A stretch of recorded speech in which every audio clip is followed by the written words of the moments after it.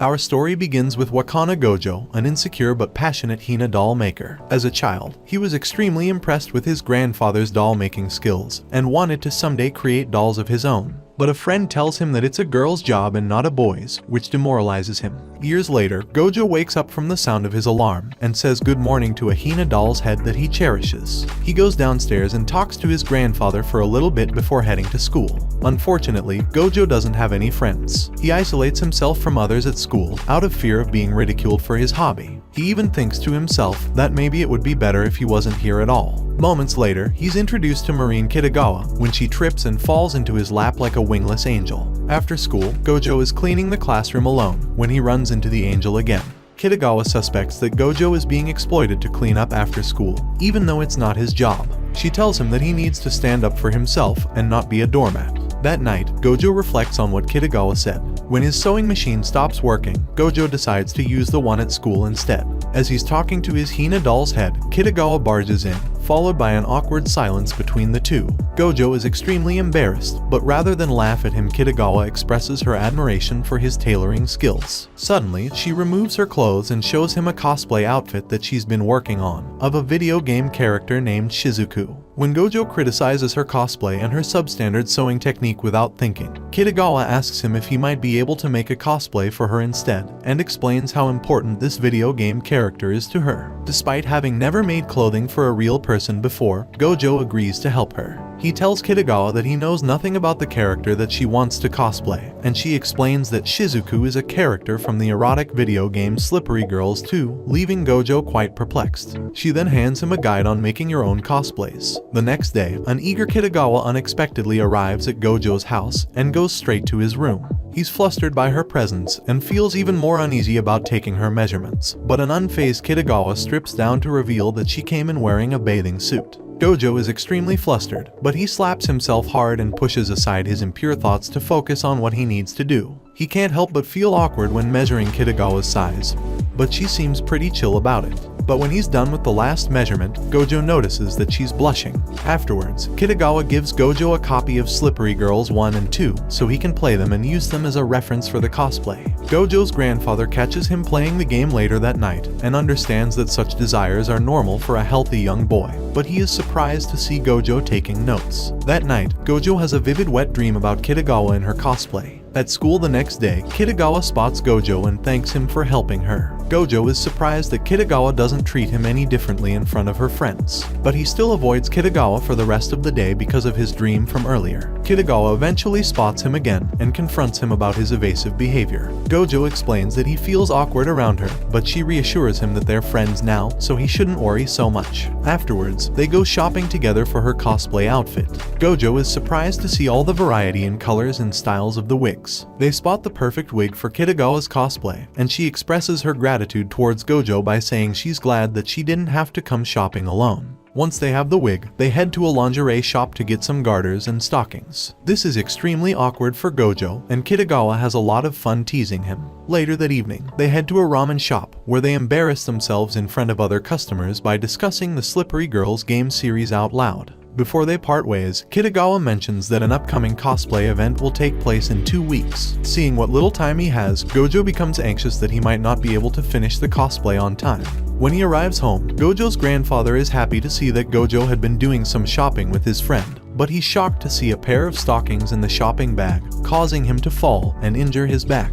Gojou takes his grandfather to the hospital, where his cousin Miori joins them. She tells her grandfather to stay at her place for the next 2 weeks so he can get some much-needed bed rest, and he accepts her offer. At school, Gojou explains his situation to Kitagawa, and she offers to help him in any way she can, so they exchange their contact information. It's revealed that it's time for their midterm exams, which stresses Gojou out even more, as he thinks he won't be able to find time to study and finish the cosplay. At night, Kitagawa arrives at his house with a beef bowl to cheer him up, but notices that the lights are off, so she decides to leave.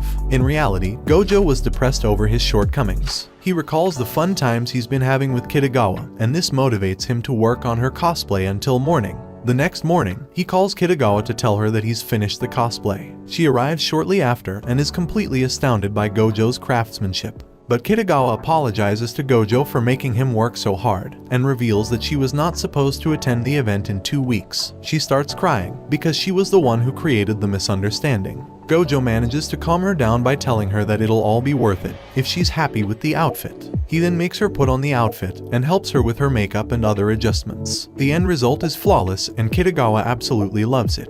Gojou then takes some pictures of Kitagawa cosplaying as Shizuku and compliments her. She's happy with the results and uploads the pictures on social media. Kitagawa then tells Gojou that she wants to attend a cosplay event tomorrow. When they arrive, Kitagawa is incredibly excited, while Gojou is more restrained. Kitagawa gets a lot of attention from the other attendees thanks to her great cosplay. As he watches her have fun, Gojou begins to wonder if this will be the last time they hang out together, since he has now fulfilled his promise to make her a cosplay. When Kitagawa is feeling hot, she reveals to Gojou that she was wearing double bras to make her boobs look bigger, and now she's having difficulty breathing. They both go inside the building, and Kitagawa cools off by making Gojou unzip her. On their way back home, Kitagawa tells Gojou that there are 51 other characters that she wants to cosplay and would need his help. He's happy to hear that they'll be able to keep hanging out together after all, and agrees to help her with her future cosplays. A drowsy Gojou then tells Kitagawa that she looks beautiful, which catches her off guard. When Gojou's grandfather returns home, he's shocked to see his grandson hanging out with a beautiful young girl. As Gojou explains everything to his grandfather, Kitagawa realizes that she's fallen in love with Gojou. The next day, a young girl arrives at Gojou's house during a downpour, and Gojou's grandfather invites her inside, but leaves shortly after, so Gojou is unaware that there is a girl in their house. While she's taking a shower, Gojou starts to worry that there might be a burglar inside the house. In an unexpected turn of events, he catches the girl naked in the bathroom. She later introduces herself as Sajuna and tells Gojou that she came to his house to commission a cosplay outfit from him. She reveals that she is Juju, a popular cosplayer that Kitagawa had previously told him about. When Kitagawa arrives, she is starstruck by Sajuna's presence. While they talk, Sajuna expresses her desire to cosplay as a character from the anime Flower Princess Blaze, who Kitagawa is also a fan of. When Sajuna asks if Gojou and Kitagawa are dating, both of them get extremely flustered, and Gojou responds that he isn't dating anyone. Kitagawa is happy to hear this answer. She then asks Sajuna if she would like to do a cosplay photo shoot together, and Sajuna declines. But Sajuna changes her mind after Kitagawa offers to pay for a studio if they cosplay together. Gojou then decides to watch Flower Princess Blaze for research, so Kitagawa offers him her complete DVD set. The next day, Gojou arrives at her apartment to pick up the DVDs, and is flustered at how Kitagawa is dressed. She's flustered too, but only because she's not wearing her contacts. When she finally lets him in, she tells him they should watch the series together. As they do so, Kitagawa realizes that she's having a home date with Gojou, and wishes for this moment to never end. Back at home, Gojou calls Sajuna and sends her his detailed sketches. She's impressed by his skills, and she's even more shocked to learn that Kitagawa's outfit was Gojou's first cosplay project. Before they hang up, Sajuna explains that her sister is the one that takes her pictures. Gojou wants to learn more about photography, so they decide to meet up at a restaurant with Shinju, Sajuna's sister. Shinju is actually Sajuna's younger sister, but looks older than her because of her height and her personality. Kitagawa asks Shinju if she wants to cosplay as well, but Shinju reluctantly declines. The group then decides to visit the location for their photo shoot, which is an abandoned hospital that was converted into a studio. Everyone is excited to be there, but Sajuna is visibly nervous. Gojou finds her scared and alone, and attempts to comfort her. He tells her about his dream of becoming a hina doll maker. She tells him that she always dreamed of becoming a magical girl. But when she found out that magical girls were fake, she gave up on that idea. Gojou then asks Sajuna why she chose him as the designer of her cosplay, and she responds that she was jealous of Kitagawa wearing such a perfect costume, and wanted Gojou to make one for her as well. The next day, Kitagawa invites Gojou to go to the beach and they have a really great time there. Gojou reveals that he never got to visit many places during his childhood because of his hobby. Surprised, Kitagawa promises to take him to many places during their summer vacation. Realizing what she just said, a flustered Kitagawa excuses herself. While Gojou is still having fun in the water, Kitagawa takes his picture as he trips and falls into the ocean. Some time passes, and Sajuna arrives at Gojou's place to try out the outfit that he made for her, and she's happy with it. Kitagawa also loves her outfit, and is shocked to see herself in this cosplay. She feels like she's been a Flower Princess Blaze character all along. She then takes a selfie with Sajuna and is amazed at how many likes she's getting. The girls head to the studio and wait for Gojou and Shinju to arrive. When they finally arrive, Shinju stuns the girls with a male cosplay outfit.